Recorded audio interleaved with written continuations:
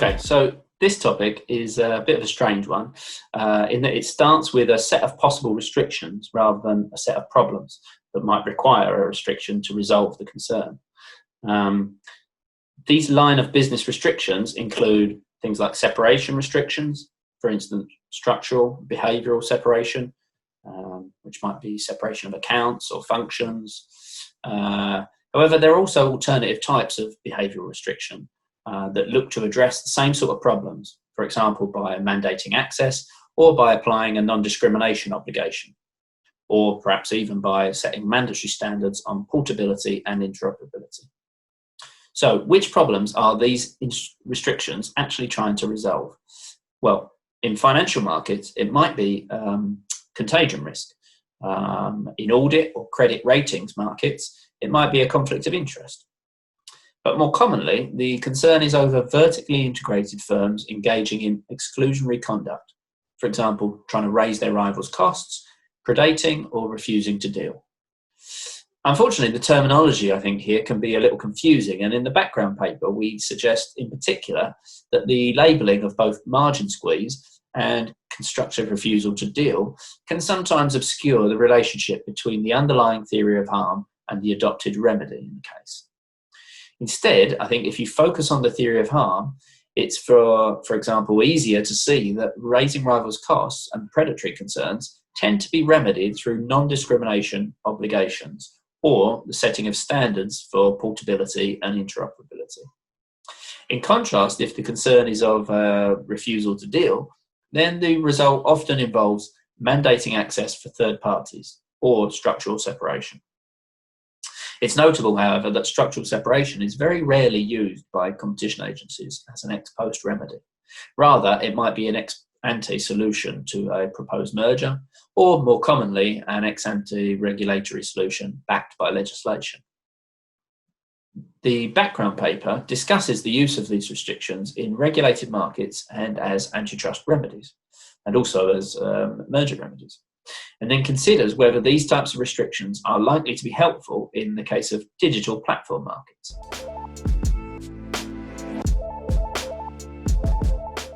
We note that, unlike in traditional natural monopolies, the possibility that there might not be room for competitors in these digital platform markets is driven not by features of supply, but by demand.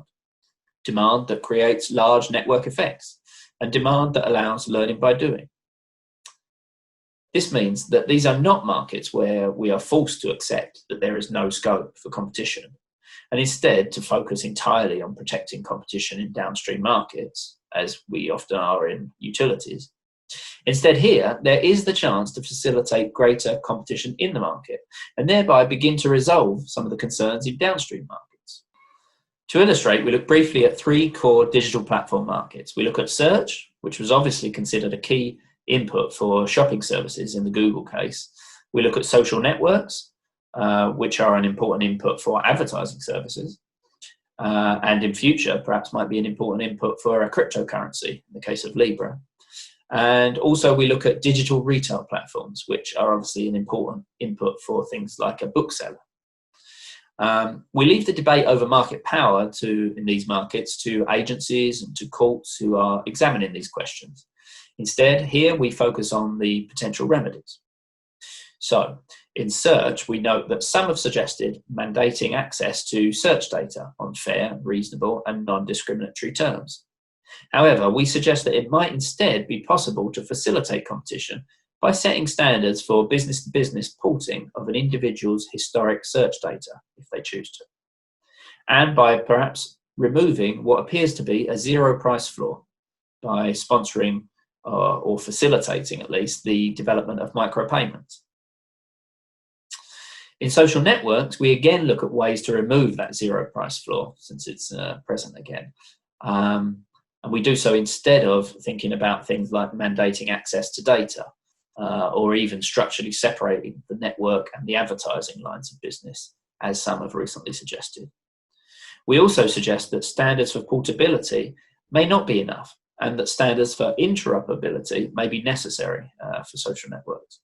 As in telecoms, this would allow entrants to offer the ability to contact and interact with those users on the incumbent's platform. In digital retail platforms, we note that rivals are already able to undercut and compete with a dominant player.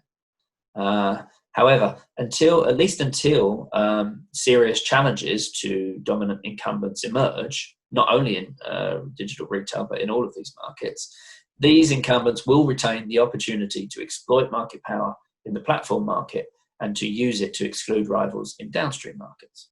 What we can see at this stage, I think, is that it appears that the theories of harm that are worrying policymakers are not that digital platforms are refusing to deal.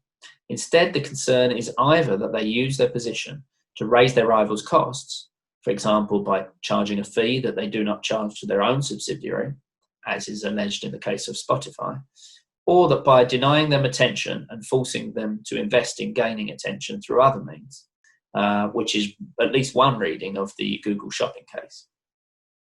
Or thirdly, that they are actually using their position to predate by lowering their own price to force out rivals, as has been alleged in relation to Amazon. Therefore, for self-preferencing in digital retail, in app stores, and in search, it is, to me at least, unsurprising that the solutions that people are looking at are largely not about mandating access or structurally separating lines of business. Instead, the focus seems to be more on non-discrimination obligations, but without specifying what the terms of those should be. These look to preserve a level playing field for competition in downstream markets, while the previously discussed portability and interoperability measures begin to strengthen the competitive incentives for the platform to provide a level playing field. We note that these types of non-discrimination solutions follow the approach of a number of different existing regulations and antitrust remedies. For example, regulations such as mobile telecoms, net neutrality, and supermarket codes of conduct, and even antitrust remedies such as those in Google Shopping, for example. In contrast, where the concern is over something like conflicts of interest, as in things like audit markets or credit ratings and so on, there is instead a debate about structural separation or other solutions. And so we see that same debate coming up in relation to concerns over possible conflicts of interest within Google's advertising businesses. Similarly, concerns over refusal to supply licenses to essential patents. These lead us to debates over mandatory access solutions. Again, fair, reasonable, and non-discriminatory terms. But as we say, platforms refusing to deal, for example, by delisting a seller, they've not really become a concern for policymakers as yet.